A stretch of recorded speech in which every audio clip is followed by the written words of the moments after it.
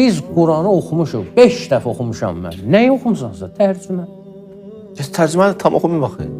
Yox, Mən elə olanda- yox, 5 dəfə oxuyuram. Deyirəm 55 dəfə də oxusunsan, oradan heç də başa düşməyəcəksən sən. Hər dəfəsində də o hayal kırıklığına uğrayacaqsan. Bu olmayacaq bu məsələ. Bunun yolu var, yöntəmi var. Doğru yanaşma, Allahın bir o heyvan əhəlləşdirəni dərs keçirsənə ki, heyvana necə yaxınlaşarsan, heyvana.